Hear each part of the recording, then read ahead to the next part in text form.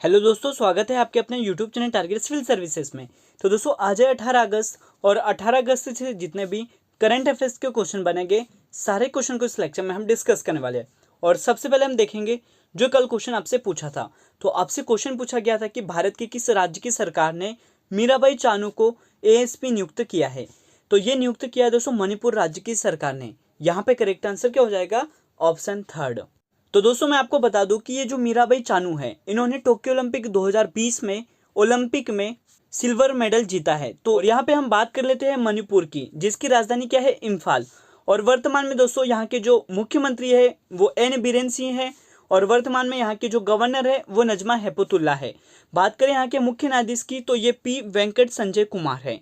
और साथ ही दोस्तों बात कर लेते हैं मणिपुर के जो पड़ोसी राज्य है वो कौन कौन से हैं? तो असम, नागालैंड और मिजोरम है। और यहाँ पे लोकसभा सीट की बात करें तो ये 2, राज्यसभा सीट 1 और विधानसभा सीट 60 है। तो याद रखना आपको कि जो मीराबाई चानू है इनका जो संबंध है दोस्तों वो मणिपुर से है और इसलिए दोस्तों यहाँ पे मतलब मणिपुर राज्य की सरकार ने इन्हें एएसपी नियुक्त किया है। और इनको दोस्तों टोक्यो ओलंपिक 2020 में सिल्वर मेडल मिला है और इनका जो संबंध है वो वेट लिफ्टिंग से है। अब स्टार्ट करते हैं दोस्तों कल के क्वेश्चन का रिवीजन। पहला क्वेश्चन है कि भारतीय वायुसेना ने दुनिया का सबसे ऊंचा एयर ट्रैफिक कंट्रोल टावर का निर्माण कहां पर किया है?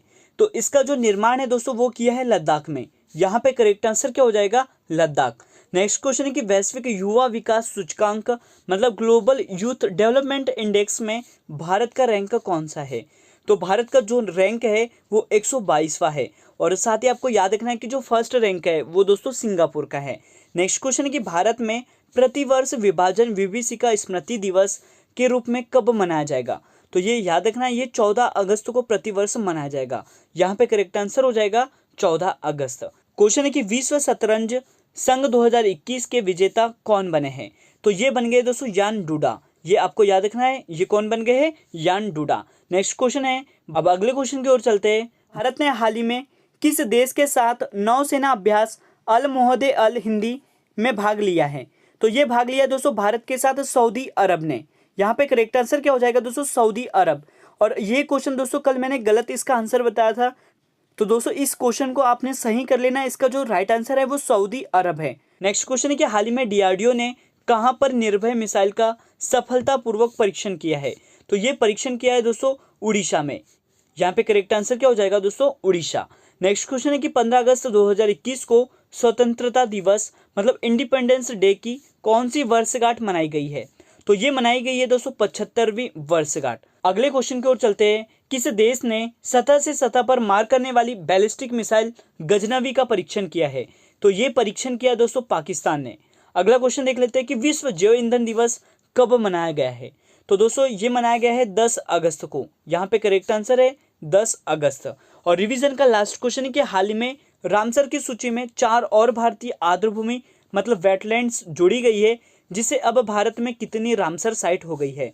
तो दोस्तों याद रखना है अब भारत में 46 रामसर साइट हो गई है। तो दोस्तों रिवीजन यहीं पर एंड होता है। अब स्टार्ट करते हैं आज के करंट अफेयर्स। और आपने अभी तक हमारे लेक्चर को लाइक नहीं किया तो लाइक कर दे, शेयर कर दे। अगर आप इस चैनल पर नए हो तो इसे सब्सक्राइब भी जरूर करें। पहला क्वेश्चन कि हाल ही में दुनिया का दूसरा सबसे बड़ा जीन बैंक का लोकार्पण कहां पर किया गया है? तो दोस्तों मैं आपको बता दूं कि दुनिया का दूसरा सबसे बड़ा जीन बैंक का जो लोकार्पण है वो किया गया है नई दिल्ली में। यहाँ पे करेक्ट आंसर हो जाएगा ऑप्शन 2। इससे पहले आपको दोस्तों याद रखना होगा कि दुनिया का पहला सबसे बड़ा जीन बैंक है, इसको कहां पर स्थापित किया गया था? तो टोक्यो जापान में स्थापित किया गया था। ये भी आपको याद रखना है। तो यहाँ पे दोस्तों हम बात कर रहे हैं किसकी? जीन बैंक की। तो इसका जो लोकार्पण है वो कर दिया है दोस्तों हमारे देश के कृषि मंत्री नरेंद्र सिंह तोमर ने। और आप देख सकते हैं दोस्तों ये है नरेंद्र सिंह तोमर, जिन्होंने दुनिया का दूसरा सबसे बड़ा जीन बैंक का लोकार्पण किया है। और कहां पर किया है? तो नई दिल्ली में। तो यहाँ पे दोस्तों बात हो रही है जीन की। तो मैं आपको बता दूं कि जो आनुवांशिकी पदार्थ होता है वो क्या करता है? एक पीढ़ी से दूसरी पीढ़ी में जाता है। और जो आनुवांशिकी पदार्थ होता है इसकी जो यूनिट होती है वो क्या होती है? जीन होती है। और मैं आपको बता दूं कि इस जीन का जो उपयोग है वो पौधों की नई प्रजाति में किया जाएगा। तो याद रखना है दोस्तों यहाँ पे करेक्ट आंसर हो गया नई दिल्ली। अब चलते हैं नेक्स्ट क्वेश्चन की ओर। क्वेश्चन है कि हाल ही में तालिबान ने किस देश पर अपना कब्जा कर लिया है? तो दोस्तों ये कब्जा कर लिया है अफगानिस्तान पर। यहाँ पे करेक्ट आंसर है ऑप्शन 3। तो मैं आपको बता दूं कि इस्लामिक चरमपंथी संगठन तालिबान ने अफगानिस्तान की राजधानी काबुल पर कब्जा कर लिया है और इसी के साथ दोस्तों अफगानिस्तान का जो अधिकतर क्षेत्र है तालिबान के नियंत्रण में आ गया है। और इसी के साथ दोस्तों अफगानिस्तान में अब बहुत ही दयनीय स्थिति हो गई है, बहुत ही खतरनाक स्थिति पर पहुंच चुका है तालिबान। और अफगानिस्तान के जो राष्ट्रपति थे दोस्तों, इन्होंने अपना देश भी छोड़ दिया। तो यहाँ पे दोस्तों हम बात करें अफगानिस्तान की, तो यह स्थित है एशिया महाद्वीप में और इसकी जो राजधानी है वो क्या है, काबुल है। और अफगानिस्तान की जो करेंसी है वो अफगानी है। बात करें अफगानिस्तान के राष्ट्रपति की, दोस्तों अशरफ गनी अहमद जई, ये आपको याद रखना है। और साथ ही मैं आपको बता दूं कि पाकिस्तान और अफगानिस्तान ये दो देश हैं, इनके बीच एक अंतर्राष्ट्रीय सीमा है और उसका नाम क्या है दोस्तों, डूरंड रेखा, ये भी आपको याद रखना है। अब चलते हैं नेक्स्ट क्वेश्चन की ओर। और क्वेश्चन है कि टोक्यो पैरालंपिक खेलों में कितने भारतीय पैरा खिलाड़ी भाग लेंगे। तो मैं आपको बता दूं कि ये जो टोक्यो पैरालंपिक है, इस खेल में दोस्तों भाग लेने वाले हैं 54 पैरा ओलंपिक खिलाड़ी। तो यहाँ पे करेक्ट आंसर हो जाएगा दोस्तों ऑप्शन 2, 54। तो मैं आपको बता दूं दोस्तों कि ये जो टोक्यो पैरालंपिक 2020 है, इसका आयोजन 24 अगस्त से 5 सितंबर तक होने वाला है। और कहाँ पर होगा, तो टोक्यो में होगा। और टोक्यो पैरालंपिक 2020 का जो ध्वजवाहक होने वाले हैं भारत की तरफ से, तो ये है दोस्तों मरियप्पन थंगावेलु, जिनका संबंध ऊंची कूद से है। और साथ ही मैं आपको बता दूं कि इनको 2020 में राजीव गांधी खेल रत्न पुरस्कार से भी सम्मानित किया है। और साथ ही आपको याद रखना है कि ये जो राजीव गांधी खेल रत्न पुरस्कार है, इसका नाम अब बदल दिया गया है और इसका नाम दोस्तों अब कर दिया है मेजर ध्यानचंद खेल रत्न पुरस्कार। ये जो दोस्तों पैरालंपिक 2020 है, इसका शुभंकर क्या होगा, तो याद रखना है ये सोमेटी होगा। अब चलते हैं दोस्तों नेक्स्ट क्वेश्चन की ओर। क्वेश्चन है कि सैटेलाइट फोन से लेस होने वाला देश का पहला राष्ट्रीय उद्यान कौन सा बना है। तो ये बन गया दोस्तों काजीरंगा नेशनल पार्क। यहाँ पे करेक्ट आंसर क्या हो जाएगा, ऑप्शन 3। तो दोस्तों Kaziranga national park satellite phone से लेस होने वाला भारत का पहला राष्ट्रीय उद्यान बन गया है। और सैटेलाइट फोन शिकारियों पर नजर रखने और बाढ़ जैसी आपात स्थिति से निपटने में वन कर्मियों को सहायता प्रदान करेगा। तो याद रखना है आपको कि ये जो काजीरंगा नेशनल पार्क है, यह कौन से राज्य में स्थित है, तो असम राज्य में स्थित है।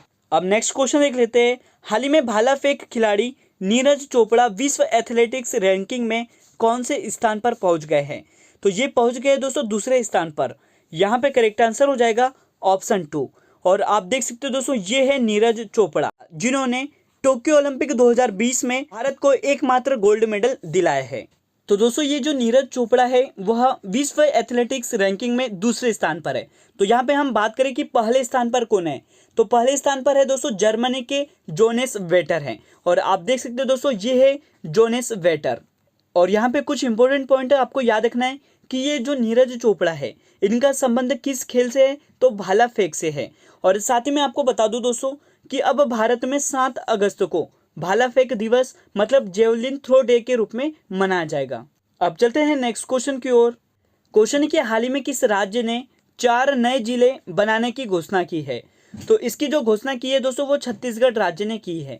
यहाँ पे करेक्ट आंसर क्या हो जाएगा, ऑप्शन 3। दोस्तों मैं आपको बता दूं कि छत्तीसगढ़ राज्य में अब तक 28 जिले थे, जिससे अब 4 जिले और बढ़ा दिए जाएंगे। तो अब टोटल कितने जिले हो जाएंगे छत्तीसगढ़ में, 32 जिले हो जाएंगे। तो यहाँ पे दोस्तों हम बात करें छत्तीसगढ़ राज्य की, तो जिसके वर्तमान में मुख्यमंत्री भूपेश बघेल है और यहाँ की जो गवर्नर है वो अनसुईया उइके है। मुख्य न्यायाधीश की तो ये है दोस्तों PR रामचंद्रन मेनन। साथ ही मैं आपको बता दूं कि ये जो छत्तीसगढ़ राज्य है, इसका विभाजन कौन से राज्य से हुआ है, तो मध्य प्रदेश राज्य से हुआ है। और इसकी जो स्थापना है वो 1 नवंबर 2000 सन को की गई थी। राजकीय पशु की बात करें तो ये जंगली भैंसा, राजकीय पक्षी हिल मैना और राजकीय वृक्ष साल है। मैं आपको बता दूं दोस्तों कि इसके 7 पड़ोसी राज्य है, वो कौन कौन से है, तो ये आप देख लेना दोस्तों। और इसकी जो लोकसभा सीट है वो 11, राज्यसभा सीट 5 और विधानसभा सीट 90 है। तो ये छत्तीसगढ़ से जितने भी इंपॉर्टेंट पॉइंट थे ये सभी आपको याद रखने हैं। अब चलते हैं नेक्स्ट क्वेश्चन की ओर कि हाल ही में किस मंत्रालय ने ई-अध्ययन मंच तापस लॉन्च किया है। तो ये लॉन्च किया है दोस्तों सामाजिक न्याय और अधिकारिता मंत्रालय ने। यहाँ पे करेक्ट आंसर क्या हो जाएगा, ऑप्शन 4। तो याद रखना है दोस्तों आपको कि ये जो ई-अध्ययन मंच तापस है, इसे लॉन्च किसने किया है, सामाजिक न्याय और अधिकारिक मंत्रालय ने। मैं आपको बता दूं कि ये वर्तमान में जो भारत के सामाजिक न्याय और आधिकारिक मंत्री है वो कौन है दोस्तों, ये है वीरेंद्र कुमार। और आप देख सकते हैं दोस्तों, ये है वीरेंद्र कुमार जो कि वर्तमान में सामाजिक न्याय और आधिकारिता मंत्रालय इनके पास है। और यहाँ पे दोस्तों बात कर लेते हैं तापस की फुल फॉर्म की, training for augmenting productivity and service, इसका फुल फॉर्म है, ये आपको याद रखना है। क्वेश्चन है कि केंद्र सरकार द्वारा जारी रिपोर्ट के अनुसार 2020-21 में अरबपतियों की संख्या घटकर कितनी रह गई है। तो दोस्तों ये रह गई है कितनी, 141 से घटकर 136 रह गई है। यहाँ पे करेक्ट आंसर क्या हो जाएगा, ऑप्शन थर्ड। तो दोस्तों मैं आपको बता दूं कि केंद्र सरकार द्वारा हाल ही में एक रिपोर्ट जारी की गई थी जिसमें इस कोरोना काल में देश में जो अरबपतियों की संख्या है इसमें कमियां आई है। तो भारत में जो अरबपतियों की संख्या 2019-20 की हम बात करें तो दोस्तों ये 141 थी, लेकिन अब मतलब 2020 और 21 में दोस्तों ये घटकर कितनी हो गई है, तो 136 हो गई है। और वर्तमान में केंद्रीय वित्त मंत्री कौन है, तो ये निर्मला सीतारमन है, ये भी आपको याद रखना है। अब चलते हैं नेक्स्ट क्वेश्चन की ओर। तो हाल ही में प्रधानमंत्री मुहिउद्दीन यासीन ने इस्तीफा दे दिया है, वह किस देश के प्रधानमंत्री थे। तो दोस्तों ये थे मलेशिया के प्रधानमंत्री। यहाँ पे इन्होंने दोस्तों देश में राजनीतिक उथल पुथल के बाद 16 अगस्त 2021 को अपना इस्तीफा दे दिया है। और आप देख सकते हो दोस्तों ये है मुहिउद्दीन यासीन, जिन्होंने 17 महीने के कार्यकाल के बाद अपने पद से इस्तीफा दे दिया है। और अब चलते हैं दोस्तों आज के लास्ट क्वेश्चन की ओर। क्वेश्चन है कि भारत का पहला drone forensic lab and research centre कहां पर खोला गया है। तो इसको खोला गया है दोस्तों केरल के तिरुवनंतपुरम में। यहाँ पे करेक्ट आंसर क्या हो जाएगा, ऑप्शन 4। तो दोस्तों मैं आपको बता दूं कि केरल पुलिस ने इस drone forensic lab and research centre को खोला है। और केरल पुलिस ने केरल की जो राजधानी है तिरुवनंतपुरम में यह देश का पहला drone forensic lab and research centre शुरू किया है। तो आपको याद रखना है कि भारत का जो पहला drone forensic lab and research centre है इसको कहां पर खोला गया है, तो तिरुवनंतपुरम में खोला गया है। और अब बात कर लेते हैं दोस्तों आज के क्वेश्चन ऑफ द डे की। और आज का जो क्वेश्चन ऑफ द डे है आपके लिए दोस्तों कि हाल ही में भारतीय नौसेना के उप प्रमुख कौन बने हैं। तो आपके पास 4 ऑप्शन है दोस्तों, इसका सही जवाब आपको कमेंट सेक्शन में देना है। और भारतीय नौसेना से जितने भी इंपॉर्टेंट पॉइंट आपको पता हो वो कमेंट सेक्शन में कमेंट करिए। तो दोस्तों आज का वीडियो लेक्चर यहीं पर एंड होता है। अगर आपको वीडियो लेक्चर अच्छा लगा हो तो इसे लाइक करना, शेयर करना। अगर आप इस चैनल पर नए हो तो इसे सब्सक्राइब भी जरूर करना। Thank you so much guys for watching this video.